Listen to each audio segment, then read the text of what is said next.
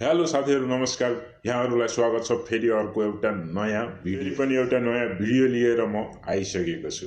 यहाँहरु सबैलाई स्वागत। म विशेष गरी कुनै पनि फोटोको ब्याकग्राउन्ड सजिलैसँग हामी कसरी रिमुभ गर्न सकिन्छ त एकदम सजिलैसँग एकदम राम्रो क्वालिटीमा कुनै पनि फोटोको ब्याकग्राउन्ड सजिलैसँग कसरी रिमुभ गर्ने त कसरी हटाउने भनेर आज म तपाईहरुलाई यस भिडियो अन्तर्गत रहेर सम्पूर्ण जानकारी दिनेछु र म तपाईहरुलाई सिकाउने पनि छु। यो भिडियो हेरिसकेपछि तपाईहरु पनि सजिलैसँग कुनै पनि एउटा फोटोको ब्याकग्राउन्ड सजिलैसँग रिमुभ गर्न सक्नुहुनेछ र तपाईहरुले विभिन्न कुरामा आफ्नो फोटोलाई लगाउन सक्नुहुनेछ, त्यो पनि सेम क्वालिटीमा। जस्तो तपाईको फोटोको क्वालिटी जुन क्वालिटीको छ त्यही क्वालिटीमा तपाईहरुले लगाउन सक्नुहुनेछ र सजिलैसँग कुनै पनि फोटोको ब्याकग्राउन्डलाई कसरी रिमुभ गर्ने त आज म तपाईहरुलाई यस भिडियोमा सम्पूर्ण जानकारी दिनेछु, सिकाउनेछु। साथीहरु नमस्कार, म दिनेश पौडेल र यो मेरो युट्युब च्यानल टेक्निकल दिनेश। यदि तपाईहरुले सब्स्क्राइब गर्नु भएको छैन भने सब्स्क्राइब गर्नु होला र मसँग जोडिनु अन्तिमसम्म हेर्नु होला, तब मात्र तपाईहरुले हरेक कुराहरु सिक्नु। आजको भिडियो आउनुस् अब मेरो मोबाइलको स्क्रिनतर्फ म तपाईहरुलाई सम्पूर्ण जानकारी दिनेछु र सिकाउने पनि छु।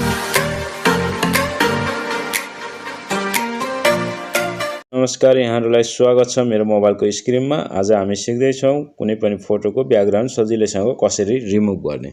र सबैभन्दा पहिला आफ्नो मोबाइलमा रहेको कुनै पनि ब्राउजरलाई ओपन गर्नु होला। जस्तो मैले यहाँ क्रोम ब्राउजर ओपन गरेको छु, तपाईहरुको मोबाइलमा कुन ब्राउजर छ त्यही ओपन गर्नु होला र यहाँ लेख्नु होला बीजी रिमुभ। जस्तो यहाँ आइसकेको छ, देख्न सक्नुहुन्छ। म यसलाई ओपन गर्दै छु र यहाँ फर्स्टमा रहेको छ, म यहाँ देखाउँदै छु। फर्स्टमा रहेको छ रिमुभ इमेज ब्याकग्राउन्ड। यसलाई एकचोटी क्लिक गर्नु होला। क्लिक गरिसकेपछि यस्तो खालको इन्टरफेस यहाँ शो हुन्छ र यहाँ देख्न सक्नुहुन्छ अपलोड इमेज भनेर रहेको छ। यसमा एकचोटी टच गर्नु होला र आफ्नो ग्यालरीमा रहेको कुनै पनि फोटोलाई यहाँ लिन सक्नुहुन्छ। जुन फोटोको ब्याकग्राउन्ड तपाईहरु रिमुभ गर्न चाहनुहुन्छ त्यही फोटोलाई लिनु होला। जस्तो म आफ्नो एउटा फोटोलाई यहाँ लिन गइरहेको छु र म एउटा फोटोलाई यहाँ लिन्छु।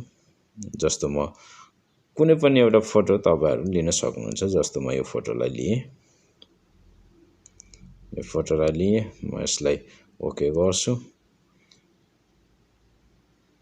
सकेको छ र यसलाई तपाईहरुले डाउनलोड गर्न सक्नुहुनेछ र यसलाई यसरी डाउनलोड गर्नु होला।